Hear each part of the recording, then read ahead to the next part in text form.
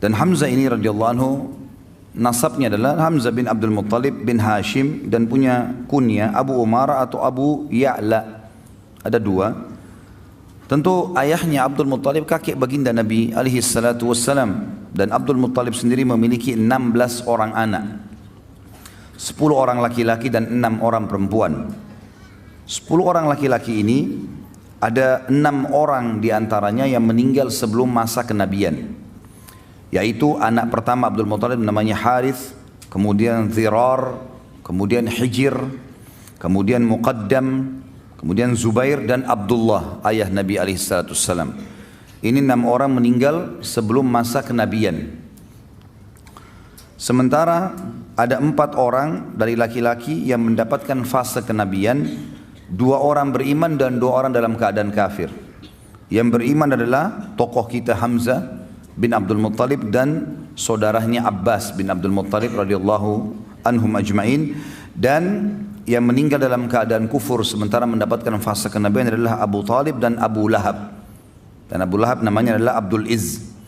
Sementara dari perempuan 6 orang, nama-nama tante-tante Nabi SAW atau saudarinya Hamzah adalah Sofiyah. Dan Sofiyah ini dipastikan masuk Islam. Dia adalah ibunya Zubair bin Awam. Kemudian Ummu Hakim, Atiqah, Umaymah, Afwah dan Bariyah. 6 orang nama ini, nama perempuan Sofiyah, Ummu Hakim, Atiqah, Umaymah, Afwah dan juga Bariyah. Ini semuanya disebutkan. Yang saya temukan adalah yang masuk Islam Sofiyah. Kalau yang lain Allahu alam saya belum temukan. Kalau teman-teman temukan, alhamdulillah bisa jadikan sebagai referensi. Ibu beliau bernama Hawla binti Wuhaib dari Bani Zuhrah, dan dia lahir bersamaan dengan lahirnya Nabi Muhammad alaihi salatu wassalam. Jadi memang walaupun dia posisinya paman, tapi lahirnya tahun yang sama dengan lahirnya Nabi SAW. Makanya dikatakan Hamzah seumur dengan Nabi SAW. Dan selain paman, juga seumur dengan Nabi SAW, dia juga adalah saudara susuan Nabi SAW. Ya. Jadi ada seorang wanita yang saya lihat hampir semua ulama-ulama yang menyusun sejarah mengatakan yang menyusui mereka berdua Thuwaibah maula Abu Lahab.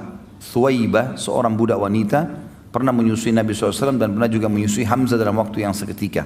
Maka dia katakan saudara susu Nabi SAW. Hamzah bin Abdul Muttalib, teman-teman sekalian, berjalan seperti biasa di kehidupan Mekah di awal-awal. Dia adalah orang yang sangat kuat secara fisik, tinggi besar, dan sangat ahli dalam memanah.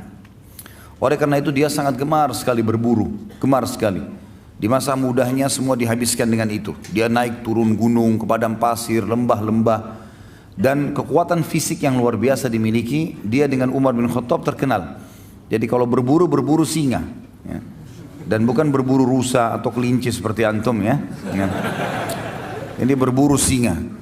Dan singa ini kalau setelah diburu ya, dan mati, memang semasa jahiliyah mereka belum tahu masalah hukum halal haram memakan ini. Maka Hamzah radhiyallahu anhu memikul singa itu di pundak sebelah kirinya dengan satu tangan, dan satu tangan yang satu memegang busur panah. Dan untuk membunuh singa dengan anak panah ini nggak gampang.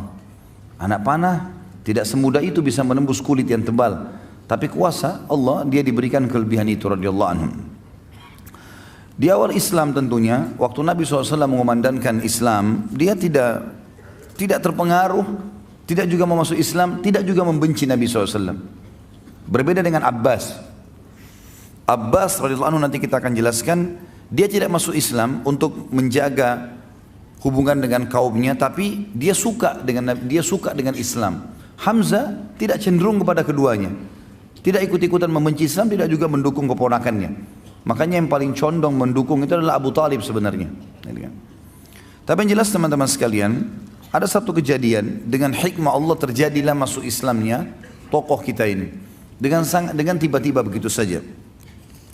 Kisahnya adalah, pernah satu waktu Nabi SAW waktu di Mekah selalu dicaci maki. Dan caci makian ini selalu dianggap biasa oleh baginda Nabi SAW. Biasa sekali dianggap, sudahlah Kamu penyihir, didiamin. Kamu penjahat, didiamin. Kamu penyamun, dibiarin. Bahkan Nabi SAW pernah lagi sujud, dituangkan kotoran unta di atas leher beliau, beliau SAW diam. Bahkan pernah batang leher beliau diinjak, ya, sampai susah bernafas, gitu kan. Namun Nabi SAW sabar, dibiarin saja, karena tidak ada kekuatan di Mekah. Beliau bersabar dan belum ada perintah untuk melawan pada saat itu. Tapi satu waktu teman-teman sekalian, Abu Jahal waktu melihat Nabi SAW lagi tawaf, dia mengucapkan kata-kata yang sangat menyakitkan. Bahkan lebih sakit daripada melukai fisik. Namun dalam buku sejarah tentu tidak disebutkan cacian itu seperti apa. Cuman hampir semuanya mengatakan cacian itu sangat menyakitkan. Bahkan mengalahkan sakitnya fisik. Penghinaan yang luar biasa. Dan tidak ada orang yang membela Nabi SAW walaupun dari suku beliau. Ada seorang budak wanita, budaknya Abdullah bin Jud'an. Abdullah bin Jud'an ini adalah orang yang terkenal sangat baik sekali di Mekah. Hadis Aisyah mengatakan, ya Rasulullah, ibnu Jud'an, orangnya sangat baik di Mekah, sangat santun, suka silaturahim keluarga, suka bantu orang susah. Kata Aisyah, ya Rasulullah, dalam hadis Bukhari Muslim, ibnu Jud'an, siapa yang tidak kenal kebaikannya di masa jahiliyah? Apakah bermanfaat amal-amal yang dia kerjakan? Kata Nabi SAW, tidak sama sekali, karena dia belum pernah beriman kepada Allah, dia tidak syahadat, tidak masuk Islam. Yang jelas Ibnu Jud'an ini, Abdullah bin Jud'an, tidak pernah membenci Nabi SAW, tapi dia tidak masuk Islam. Ada budak wanitanya dia lewat melihat Nabi SAW dicaci maki dengan cara seperti itu, dan dia tahu tuannya ini Abdullah bin Jud'an tidak membenci Nabi SAW. Maka dia pun berusaha mengangkat suaranya mengatakan, hai Quraisy, tidakkah kalian punya sopan santun? Kenapa kalian membiarkan ini? Kenapa dicaci maki? Enggak ada yang peduli. Apalagi ini budak wanita yang bicara. Maka budak ini lari keliling sampai dia keluar pintu gerbang Mekah yang dikenal dengan pintu Bani Syaibah. Begitu keluar di sana dia temu Hamzah. Hamzah baru pulang dari berburu, lagi bawa singa, ya, di pundak kirinya dengan pegang busur panah. Dan ini yang buat ini cuma Umar bin Khattab sama Hamzah berdua. Kalau dua orang ini masuk ke Mekah sendirian, berburu tidak ditemani sama teman-temannya, sendirian. Yang lain semua pada sibuk, pada mengajak teman-temannya kalau berburu untuk berjaga-jaga, dia enggak. Begitu lewat, budak ini mengatakan, wahai Hamzah, tidakkah kau mengetahui apa yang Abu Hakam lakukan terhadap ponakanmu Muhammad? Kata Hamzah, apa yang dilakukan? Kata dia telah mencaci makinya begini dan begitu. Disebutkanlah kalimat-kalimat cacian itu. Tapi sekali lagi dalam riwayat tidak disebutkan. Dan memang tidak ada maslahat kita mengetahui jenis cacian itu. Yang penting memang ini perbuatan yang buruk. Maka kata Hamzah, tidak ada yang membelahnya. Kata budak tersebut, demi Allah tidak ada.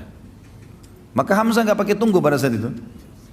Sambil membawa singa, sambil memegang busur, langsung datangi Abu Jahal di dekat Ka'bah. Tidak pakai banyak ngomong. Singanya ditaruh di sebelah situ, kepalanya Abu Jahal dihantam dengan busur. Berdarah, luka. Karena Abu Jahal waktu itu dianggap rajanya Mekkah lah istilahnya, orang yang dituakan di situ. Maka orang-orang sekitarnya mau membela. Kata Hamzah, silahkan, maju silahkan, siap untuk mati. Hamzah mau membela. Lalu dia mengatakan kepada Abu Jahal, hai Abu Hakam, berani benar kau caci maki ponakanku, sementara aku dalam agamanya. Kalimat itu, sementara aku dalam agamanya. Padahal Hamzah belum masuk Islam ini. Dia pun tidak tahu kenapa dia ucapkan kalimat itu. Maka Abu Jahal mengatakan, biarkan dia, memang saya yang salah. Saya sudah berlebihan telah menghina keponakannya. Hamzah radhiyallahu anhu pulang ke rumahnya. Dia renungi kalimat tersebut. Kenapa tadi saya ucapin nih? Apakah besok saya harus kembali ke Quraisy dan mengatakan bahwasanya saya bukan di agamanya Muhammad? Dan ini aib bagi orang Arab menjilat kembali ludahnya. Sudah mengucapkan lalu ditarik, nggak mungkin. Tapi kalau saya tidak perbaiki, saya bukan Muslim, bukan agamanya Muhammad ini. Dia bingung pada saat itu. Pada malam itu dikatakan dalam riwayat-riwayat yang sahih, dia berdoa kepada Allah mengatakan, ya Allah, kalau agama keponakanku Muhammad benar, tanamkan dalam hatiku. Dan kalau seandainya tidak benar, maka hilangkanlah. Berikanlah aku solusi dengan Quraisy. Maka Hamzah pun berkata keesokan paginya pada saat dia bangun, dia merasa dekat, ya merasa tenang dengan agama Nabi SAW, maka dia pun datang mengucapkan syahadat. Dan ini rahasia masuk Islamnya Hamzah radhiyallahu anhu. masuk Islamnya Hamzah radhiyallahu anhu.